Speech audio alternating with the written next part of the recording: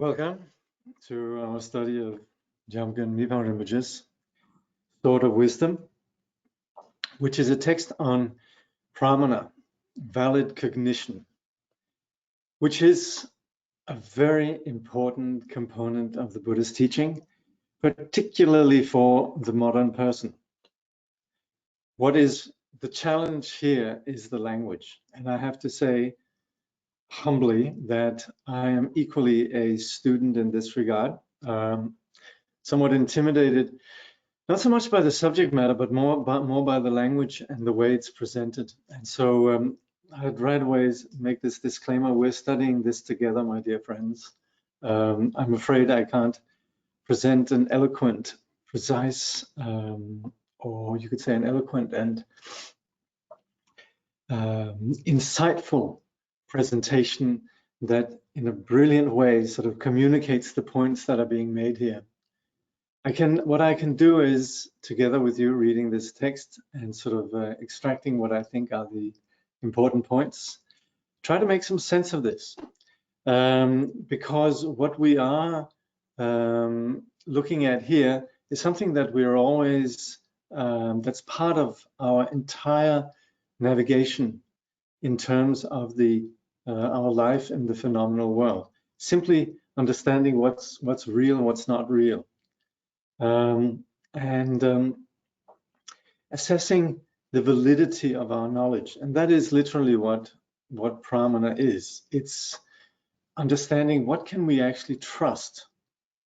And this, of course, again harks back to where the Buddha said to the Kalama people, you should not accept my teaching out of faith in my person, but on the basis of your own inquiry. And that inquiry is what is essential really to have a deep trust in the teaching. Of course, we could just accept the teaching, sort of just saying, yeah, well, it sounds great. But then again, it becomes, it's very different when we have a profound insight into the nature of the truth of the path that we're undertaking. Then we don't just relegate it to something, well, you know, I'll trust the others, or there must be something out there or something like that. But it's actually something we can truly see. We can see there's a leak in the pipe and we know something can be done about it. We don't just say, well, there's a leak in the pipe and that's just how things are or something like that, or if only the pipe would be fixed. We can see there's a problem and we can do something about it. And that's where the insight into, for example, how to actually then fix the pipe is useful. And similarly also here, in terms of understanding the ways in which we understand reality, what can we accept and what should we discard? So it's the place where really we generate the foundation of faith. And so we're presently looking at the various ways in which we establish things validly. But what's also really interesting is, of course, that this coincides with the disciplines of knowledge that we have within our own culture. This coming from the Indian and Tibetan culture. The language, like I said, is sometimes a little bit difficult to penetrate, but it continually corresponds to what we are familiar with in terms of assessing what is true and what's not. And that's where we have a strong parallel to science. And we've looked at the text, and in there we've seen how we establish what is true, what is valid, on the basis of what we can directly observe. And there are various kinds of ways in which we can directly observe phenomena and know phenomena directly without concepts, but just that we can assess. Yes, there's 4 chairs to my right. There's 1 in front. I can assess that. But there's also the other, which is logical inference, that we can simply, even though we can't see it directly, then let's say there's a sign in which it says 5 people only in the elevator. Well, we can right away, without having to test that empirically, we can establish that probably you couldn't have 100 people in there. And that's where we needn't We needn't necessarily have an actual empirical, directly observable situation for us to simply just understand things. So that's where we operate with the notion of inferential logic. So that's where we are presently, and on the basis of that, we're then looking at what we call signs for the inferential logic. So I'm just going to go over the, well, first of all, I'm going to invoke Jakob Mipham Rinpoche, and as we always do in any Buddhist study, really, there's an awareness of this, the subject matter as understood in a greater way, but also that we have the potential for gaining the same understanding. And for that reason, we invoke the Buddha, we invoke Mipham Rinpoche, very much from the point of view of the presence of Mipham Rinpoche resonates with the capacity for us to embrace this study. So the presence of Mipham Rinpoche is something that touches us and has something to do with our immediate process of study. Through the blessing of awareness emptiness, Manjushri Kumara, you open the expanse of wisdom and its 8 minds of confidence, thus mastering the vast treasuries of transmission and realization. Mipham Manjushri Gosha, I supplicate you.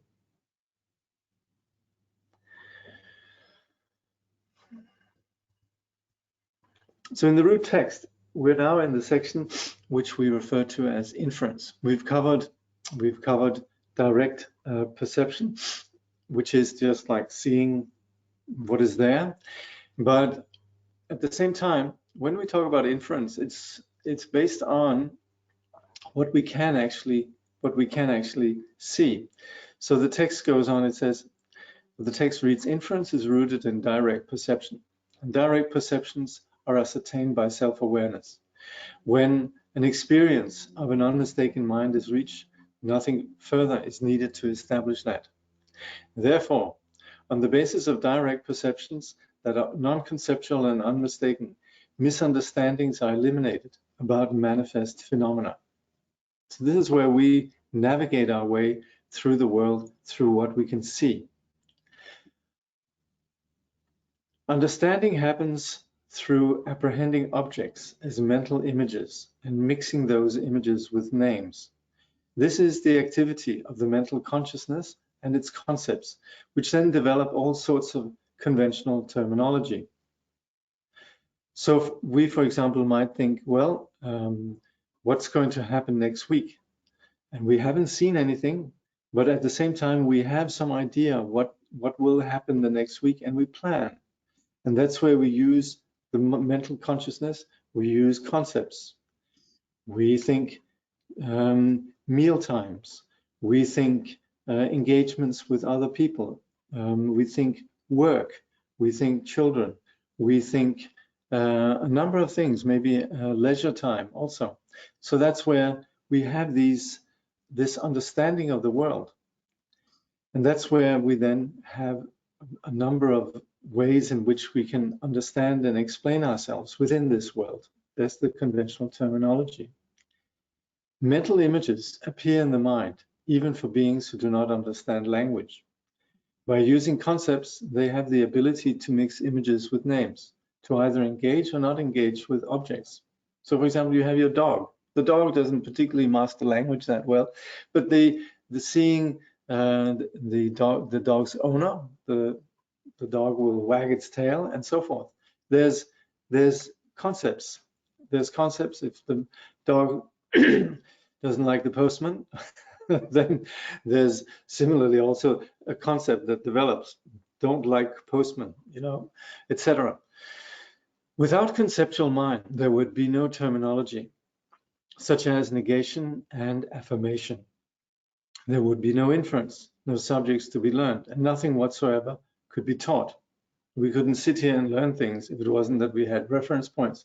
It wasn't that this learning would be useful by enabling us to navigate what is helpful, what is not helpful, what is real, what's not real, and so forth. So Mipham Rinpoche says, through concepts, one can comprehend and affirm things that are not apparent, like goals for the future. Without inference and its concepts, everyone would be like newborn babies. So again, this is something that we, of course, with the motoric developments of the brain and so forth, then gradually as we mature and become older, then there's an increasing capacity for the human to generate understanding about things like what's going to be happening and so forth. By relying on a sign, one can understand things. A sign is unmistaken if it fulfills the 3 criteria for valid evidence. The sign is present in the subject, there is positive pervasion and a counter pervasion. And this is again where we can ascertain things logically. And this again, I'm just going to briefly return to this because it is a topic that comes up. It's a theme that comes up a lot. This thing, what we call syllogisms or syllogistic logic. And that's where we talk about these 3 criteria for valid evidence. And we have it with the Greeks. Yeah, Socrates is mortal because he is a human. The reason being human is presence in the subject. Socrates, right? He is a human. The reason pervades Socrates. There's no sort of getting away from that. So that's the reason. It's present in Socrates. Socrates is entirely human. The counter-pervasion being divine, someone who is not mortal, is absent in Socrates. And this, of course, is something that we use then in a Buddhist context where we would ascertain the nature of things, where we can't necessarily see things, but nevertheless we can understand. So that's where we can use reasoning. We can understand that things are impermanent, even though they appear solid. And that's where, here the example given, sound is impermanent because it is a product. The reason being a product is present in the subject, sound, right? It's a product. I just produced that snapping sound, right? It's there that the reason of, namely being a product, is present within that sound. And so it pervades it. The reason pervades the subject sound. The counter-pervasion, being a permanent phenomenon, is absent in sound. Look, it's gone. It's no longer there. So that's how we generally understand it. And of course, we can see this when, for example, we see our friend Harold. And there he is wearing dissimilar socks. Now, Harold, we know, is a very sort of serious person who's very concerned about his dress code and the fact that he's put on red and blue socks. That's clearly indicating that something's not quite right. If we know Harold, we would know this is an indication of a condition, and we're not drawing it out. We're not without any reason saying, Harold, are you okay this morning? That is because there is a reason for that, the dissimilar socks. And so that is a valid argument. The matching socks are not there. The normal matching socks are not there. So this is ways in which we understand reality, maybe slightly pedestrian example.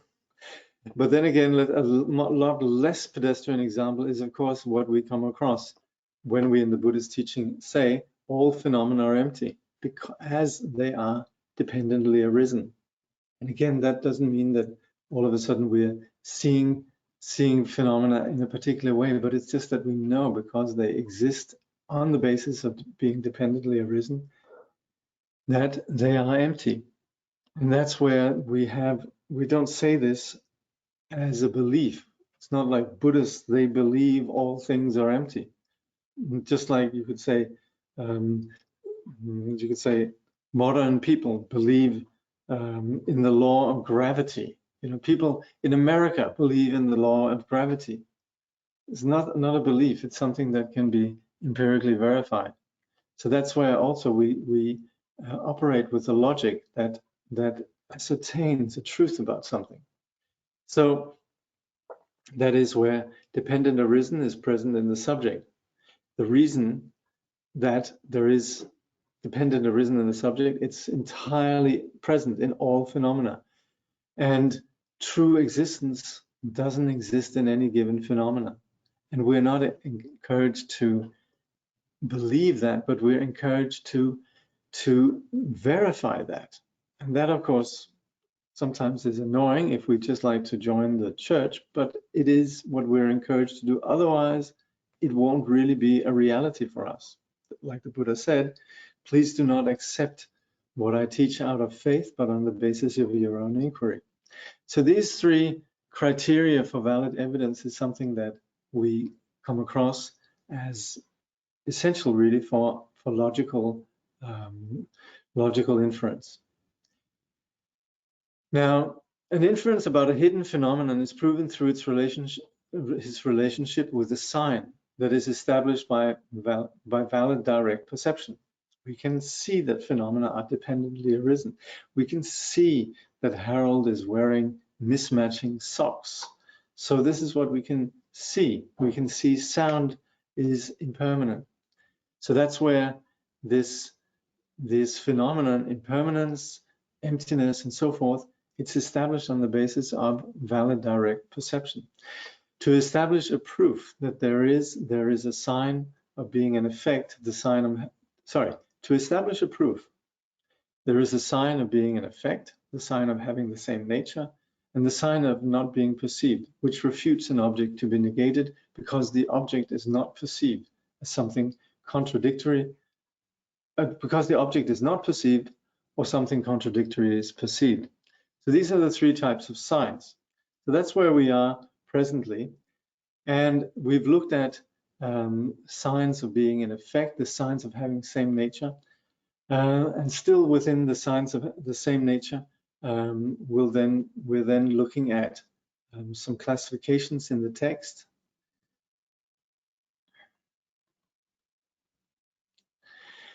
See here.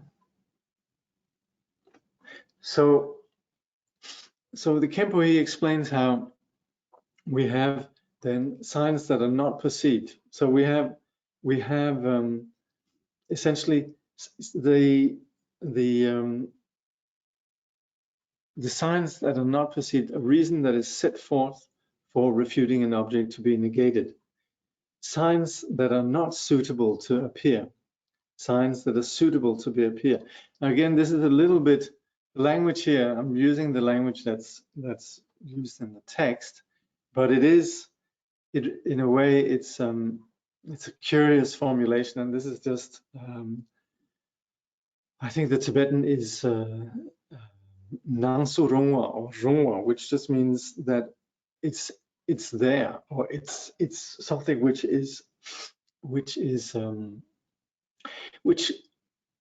one is able to, well, not only appear but actually to perceive. It's something that one is able to perceive, and something that one is not able to perceive, and something that one is able to perceive.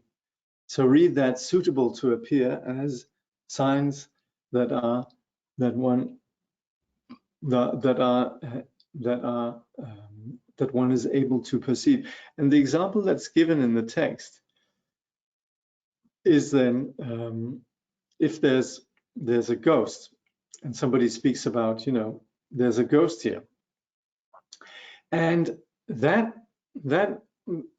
that's valid for somebody who's capable of seeing ghosts. And again, we come from a slightly different cultural context, where in our culture, of course, ghosts, they are seen as something that, that they don't exist, except for some poor people who actually see these things and who are then told that they're seeing things that are not real. But that's where, given that there would be persons who can see things that others can't, then this sign here is, we have the signs that are not readily understood. That's, again, doesn't mean that it doesn't exist. And that, of course, also applies to, for example, when we discuss things like enlightenment, karma, and past and future lives. Just because we can't see it doesn't mean that they're not reality. Just because, and again, a very sweet little anecdote from the life of Chögyam Trungpa. It's born in Tibet. The Trungpa Rinpoche and some monks that were sitting out in a field, and they hear this summing up in the sky, and they say, "What is that?" And one of the monks said, "Oh, it's an airplane." And somebody says, "No, that doesn't exist." And then, of course, then the airplane appears. But the thing is, until then, the airplane until the airplane appears, yes, it's not manifest, and they might not have seen the airplane. But just because one can't see the airplane doesn't mean that it doesn't exist. What then happens is, and that's then when we have signs that are suitable to appear or that one is able to perceive, that is then something which one can then ascertain. There is a chair. Yes, everyone can ascertain that. Whereas the presence of a ghost or other things that some persons can see but others can't is not really something that is taken as a sign for everybody. So that's with regards to, then we can understand these three categories in terms of effects. We can understand there is smoke because there is a fire, and then we can also understand how sound is impermanent because of the reason. We can also understand that it's a product. We can also understand that sound is impermanent just because it's momentary. It doesn't last. The first one is with the reason. That's where you sort of give a universal, you could say, universal reason for it, for somebody who understands the principle of impermanence. But the other one is one that one can just see. It's just in the property of the object, the sound. So that's then where we talk about the same nature sounds. And then here we've looked at signs of things that are not perceived. So just because things cannot be seen doesn't mean that they don't necessarily exist. Actually, the Kempo says something. Let me just try to find it.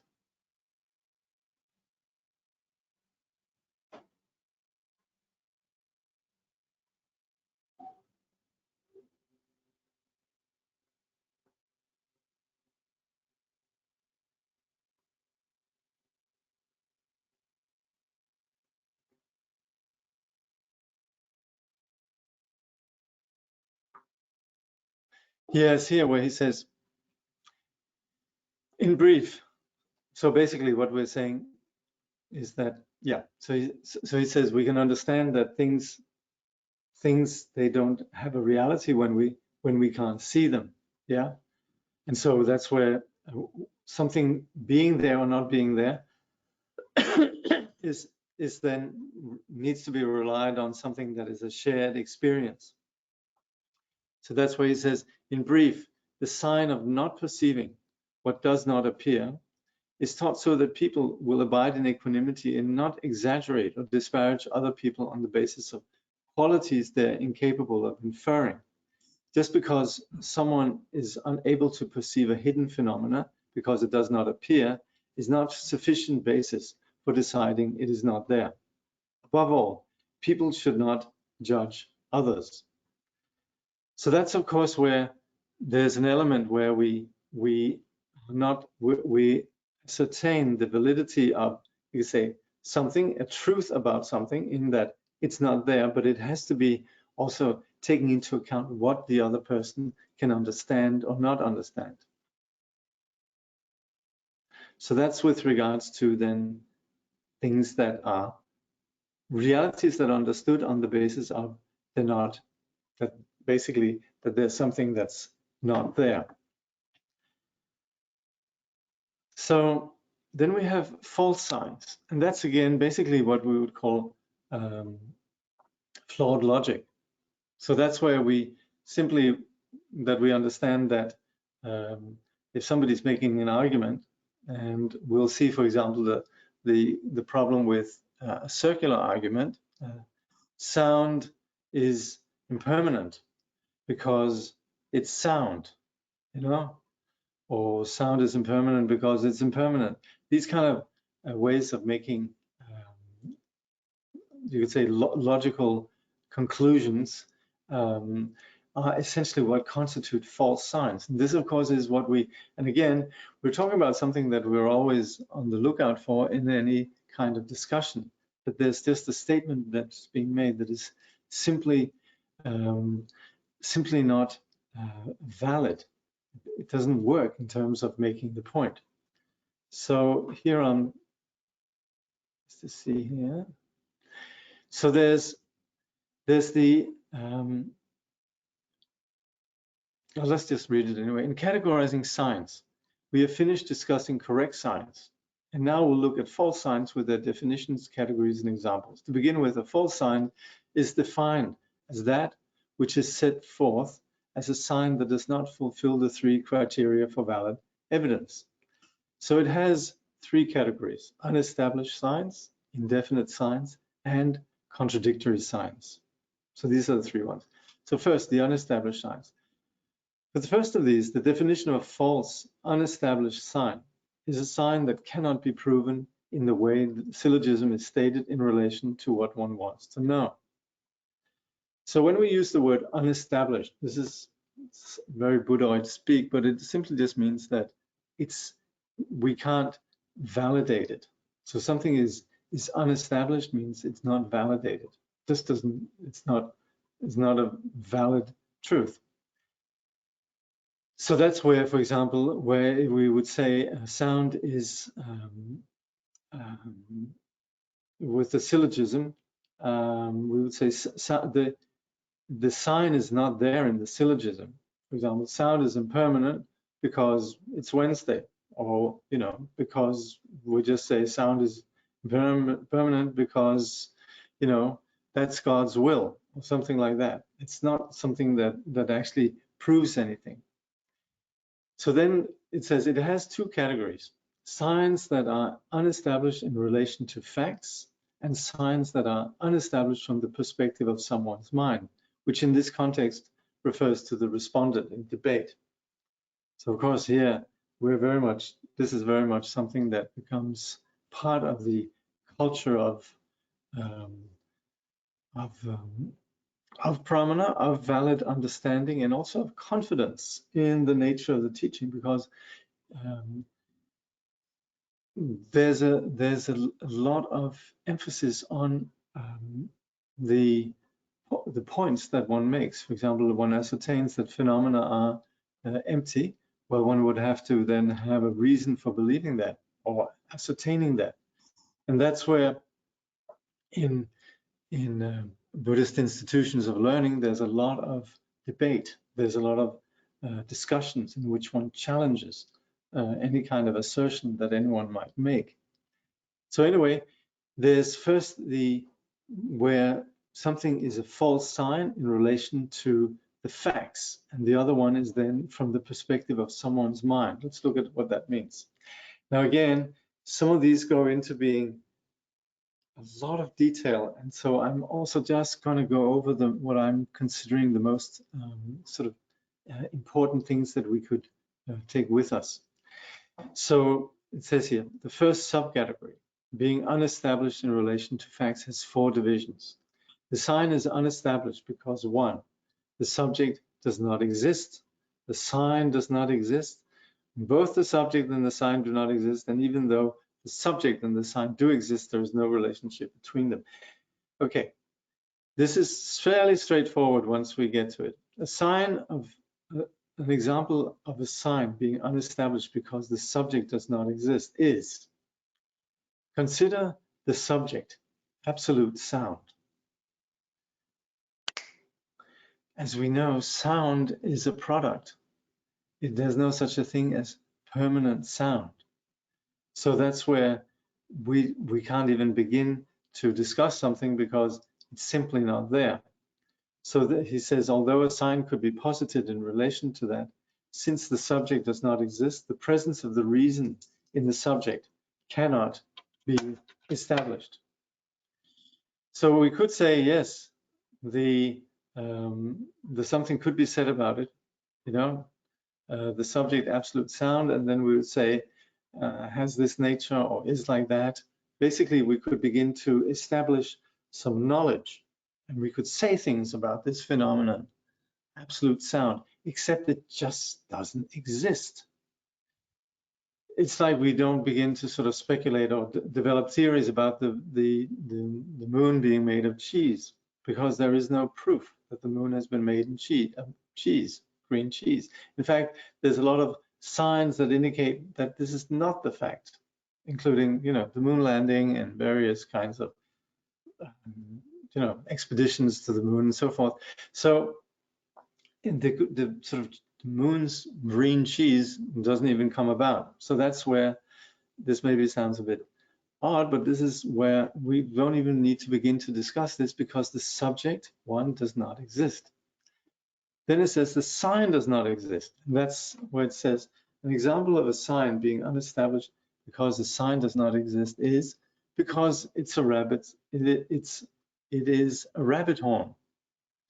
And this is a famous Buddhist, rather it's a famous image from epistemology, from Buddhist logic, that of something non-existent. Yeah, of course, Tibetan Lamas going to the States came across these postcards with, what was it again? The jackalope, you know, so which is then a little rabbit with horns that is sort of basically photoshopped or superimposed or whatever. But that's always drawn a lot of laughter, because this is used so often in Buddhist logic. And it simply means the rabbit has ears, doesn't have horns.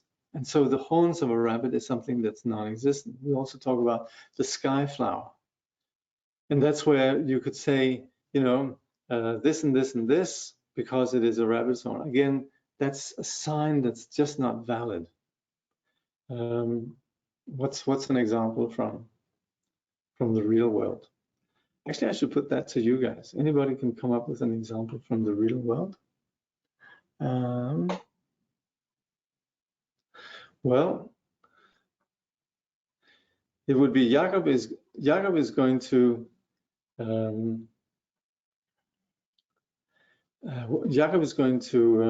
challenge the world champion in wrestling, because Jakob is incredibly fierce and muscular. And that's where the sign there is how do you say, is absent. So I'm probably not somebody came up with an honest politician. There you go. That's right. Yes, we should trust so and so in Parliament, because, you know, if you're in Parliament, you necessarily must be an honest person, that sort of thing, right? Yeah. Okay.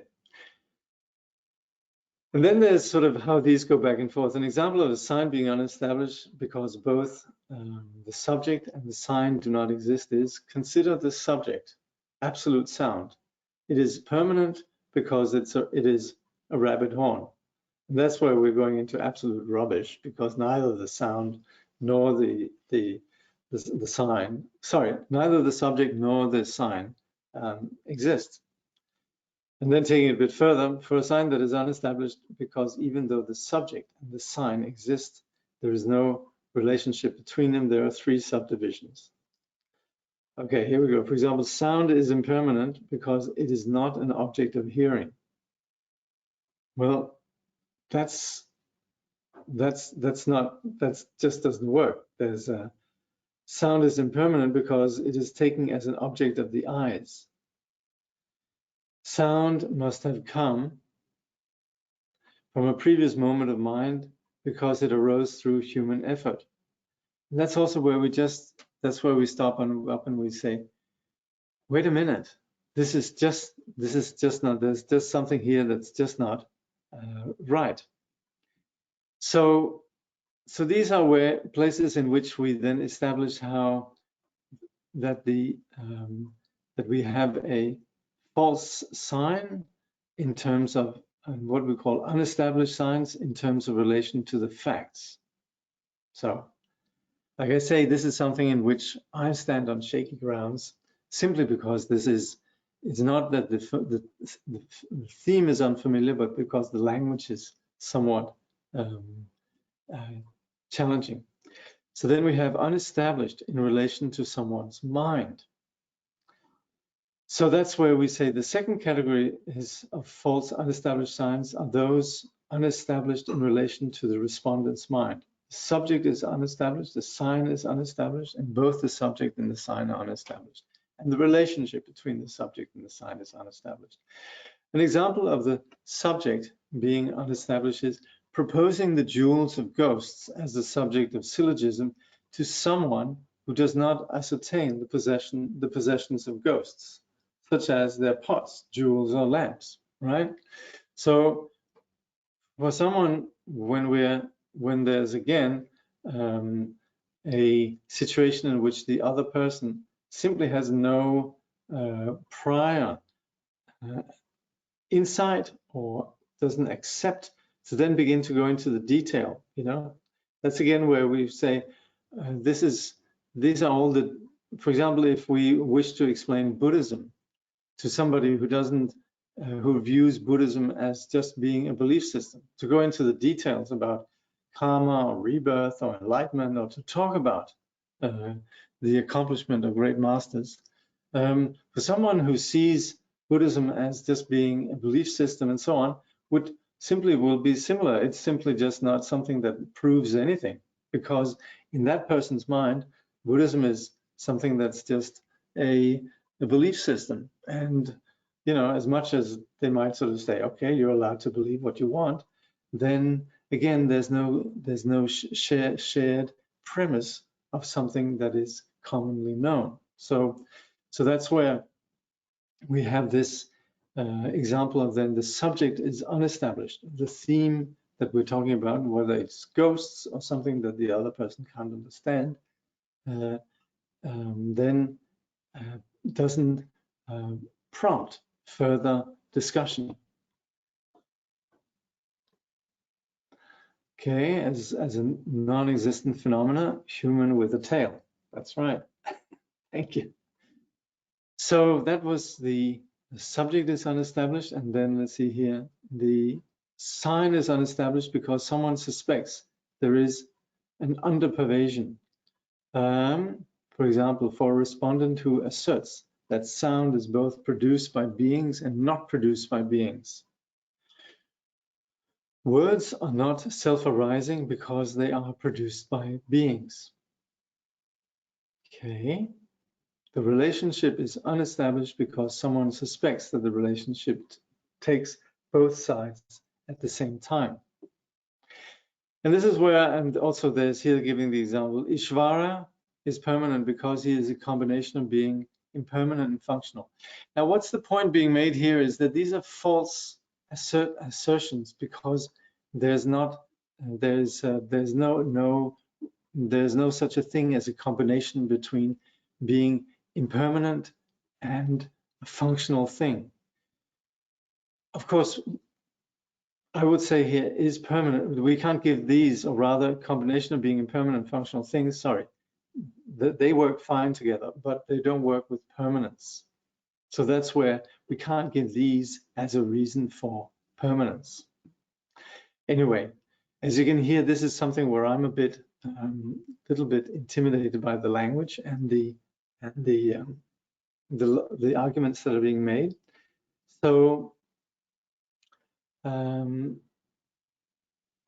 going to go lightly over this. And of course, I would very much, and I trust actually this problem, definitely there's a lot of you who, given the time and so forth, would be able to make sense of this. And I would like to personally go back and have study this in depth and become more familiar with it. But my point with this study is really more that we can see that there is a logic behind this. And of course, the thing also, I remember Tenzin Rinpoche once said, the more you study this, the more you become argumentative. He says, once you start studying this, you end up having endless discussions with the wait person, the person's bringing you the food or bringing you the bill. But the point, of course, is that we're establishing something that we understand that there's a logic, valid establishment of what we're what we're accepting as true. So indefinite signs, and if not, I don't, yeah, this is where we come down to the sort of the circular logic. The second main category of false signs is the indefinite sign, or the sign that is impossible to ascertain. The definition of an indefinite sign is a sign that raises doubts to whether the thesis is proven. The two main categories, uncommon indefinite signs and common indefinite signs. And this is where we very often, simply if we're in this kind of discussion, we would just say, well, what you're saying is rubbish. You know, it's for this indefinite sign sort of, we could possibly refer to that as rubbish. So the uncommon indefinite signs also have two types. The first is the uncommon indefinite sign that is not different from the term being stated. This kind of uncommon indefinite signs has four categories. So you can see it's, the beauty of this is that it's just very thorough. So if you're very involved with debate, then this is very useful.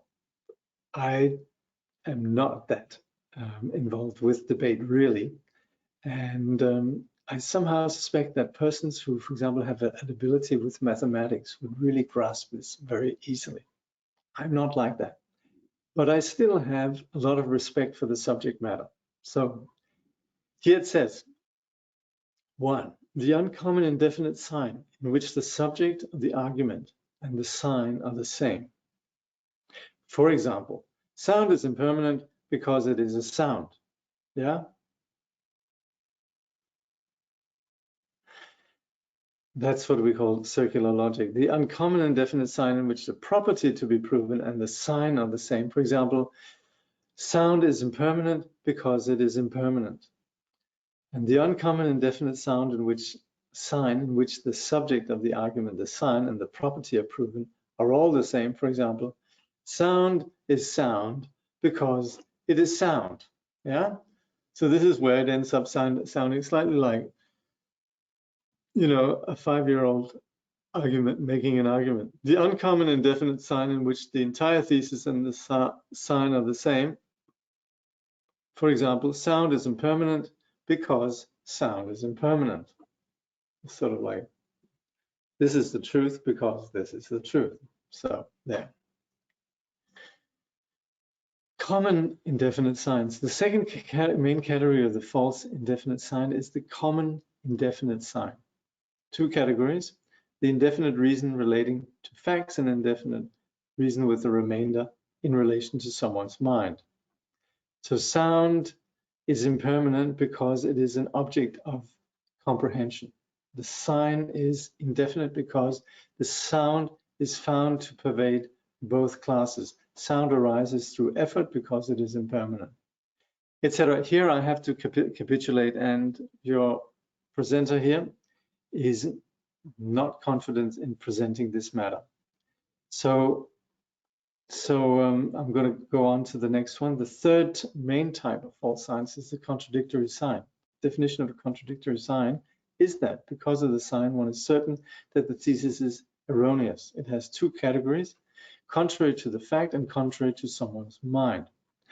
First, false signs contrary to fact have two subdivisions, those with erroneous negative phenomena and those with erroneous positive phenomena.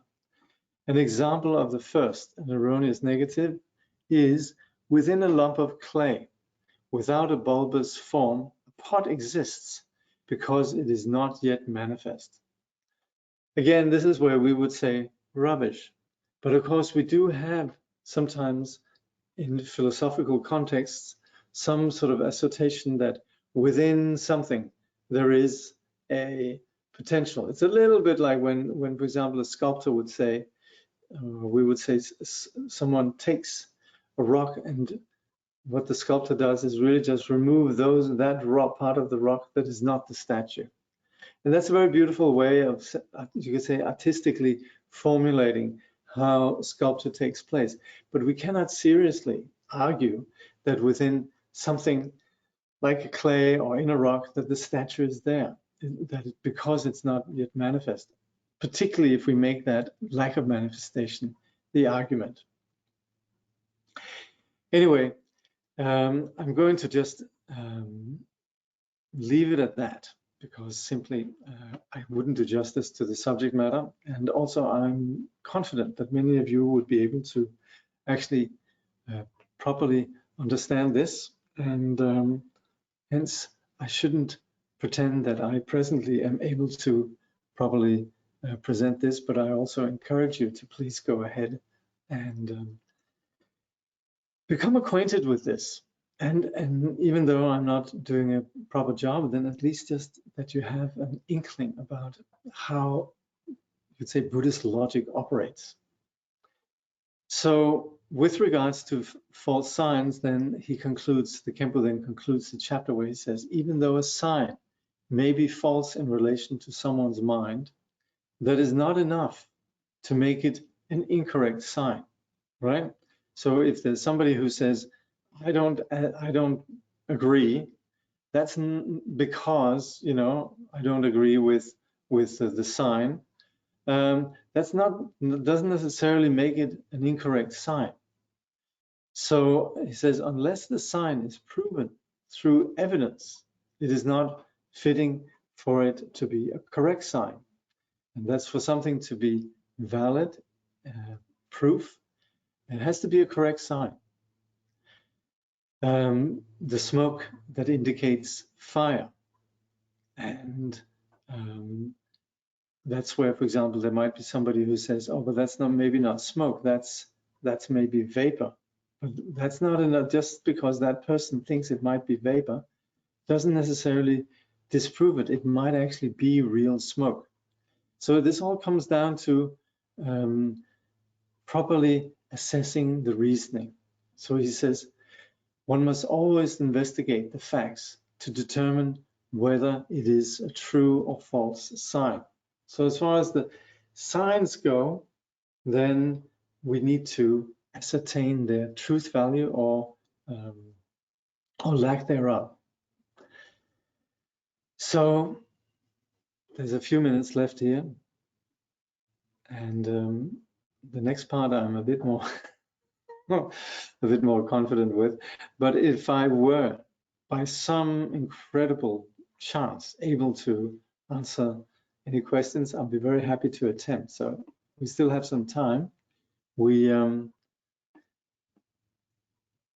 still have a little bit of time left. Normally, we actually leave some time for question and answers. So let's just pretend that the teacher or the person presenting might be able to say something half intelligent. Then feel free to ask some questions if you like.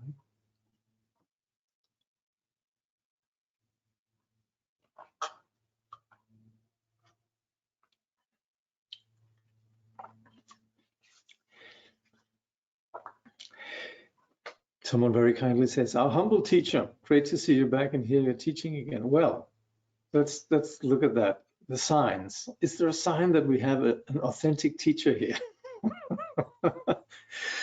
Well, if it's a humble teacher, yes, there are clear signs that there's a reason for the teacher to be humbled.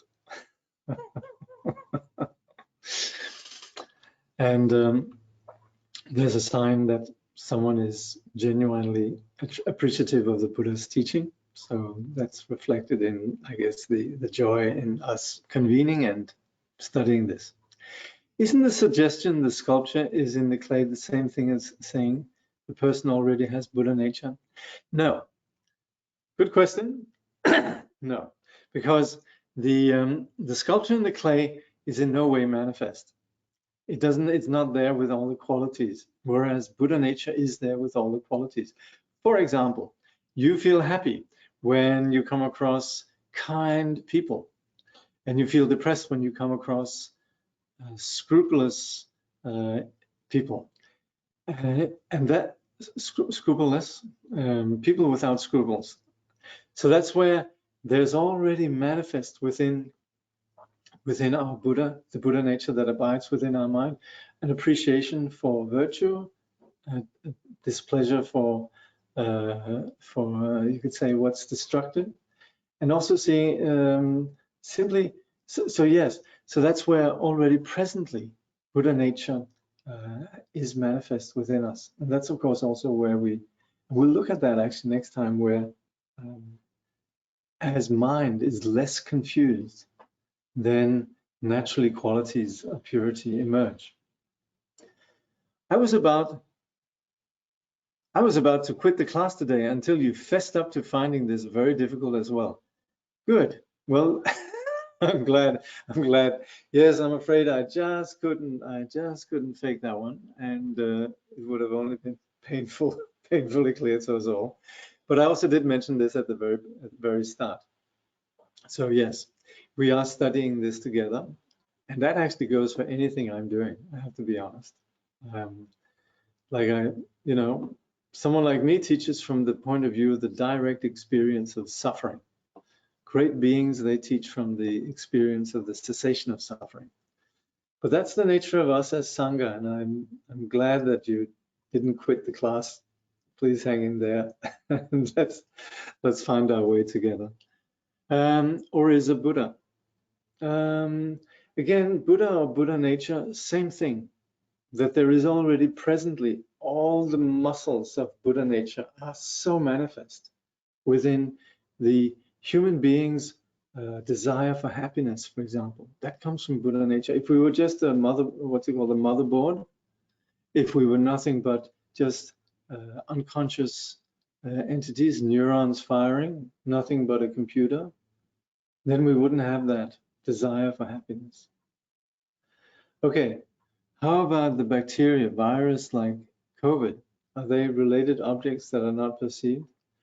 Well, they can actually be directly perceived, I guess, by microscopes and so forth, right? But then again, even though we can't see them, then we can still see the sign. So that's again where we have the signs of COVID, which we then test for, yeah? Where we then ascertain the presence of the COVID. So yes, there are valid signs of having COVID and valid signs of not having COVID. Well, I'm glad we're all sharing the how do you say, the comedy of this. Thank you. But please do not be, and like I keep insisting here, this is actually a cause for a lot of faith in the teachings. And you know, even though I can't understand molecular physics, if someone just begins to talk a little bit about it, I can usually assess that yes, they know what they're talking about. And so when we come across the Khenpo's presentation here and the subject matter, we would say, there's a lot of depth in this, even though, you know, the presenter, and even though the material is difficult, sounds like there is something, you know, that's not just, you could say, asserted out of the blue, but on the basis of some valid knowledge.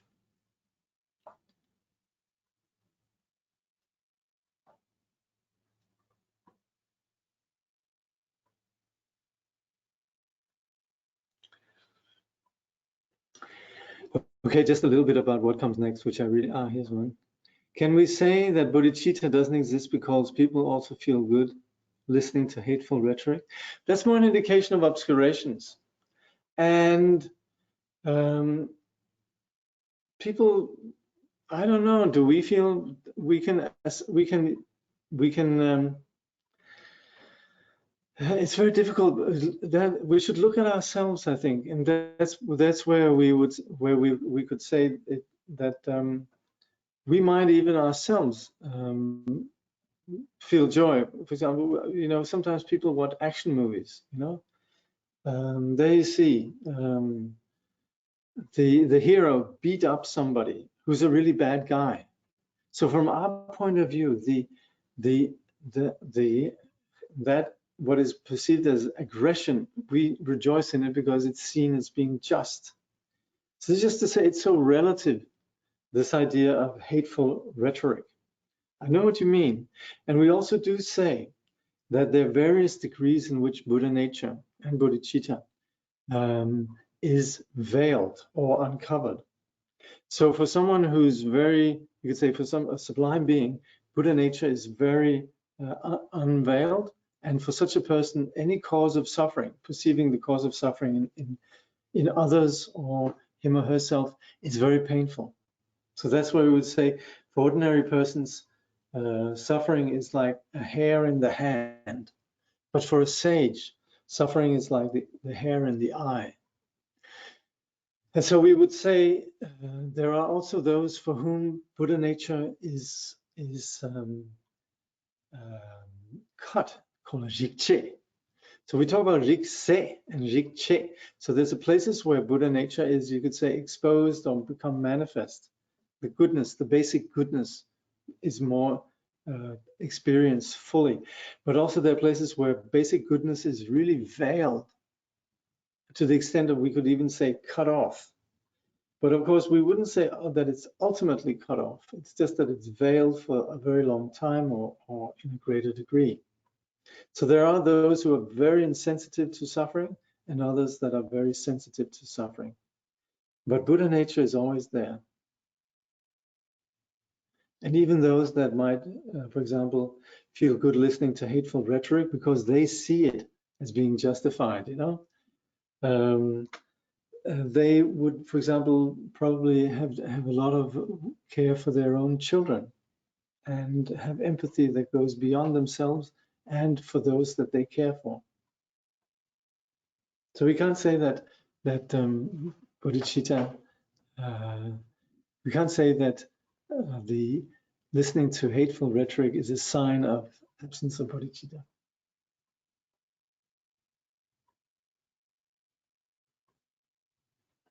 See, if I was really good at this kind of debate, I would find out exactly where we'd be able to use the categories that are being suggested here in terms of, you know, the various classifications that they're making.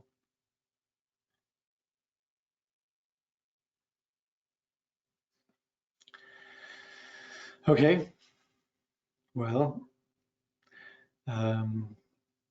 next week, actually, I would like to make some advertisement just for what's coming next, because the next section actually is very relevant for anyone practicing Vajrayana, and it's the inseparable appearance emptiness. And that's why we're going to be talking about the way in which Madhyamika, understanding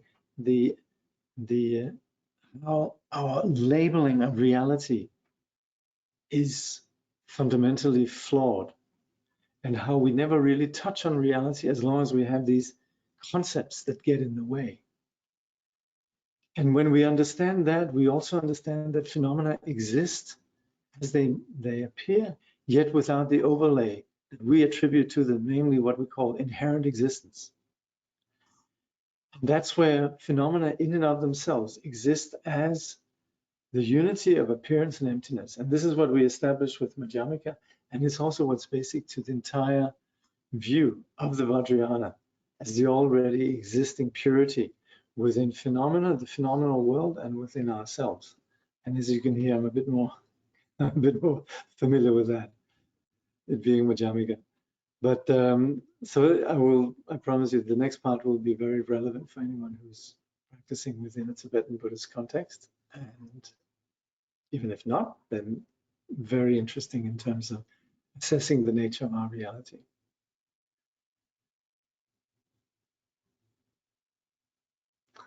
Okay, there's somebody who's making some very kind comments. Thank you for that. Okay, thank you. All right, we'll conclude with dedication.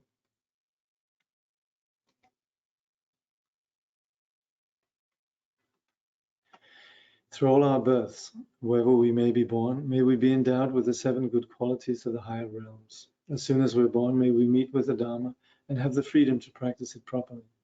At that time, may we please the holy gurus and practice the Dharma throughout the day and night. Realizing the Dharma and accomplishing its essential meaning, may we cross the ocean of existence in that life. Thoroughly teaching the holy Dharma in this world, may we never tire of accomplishing the benefit of others. By this vast benefit of others, without partiality or bias, may all attain Buddhahood together. So thank you, and see you again.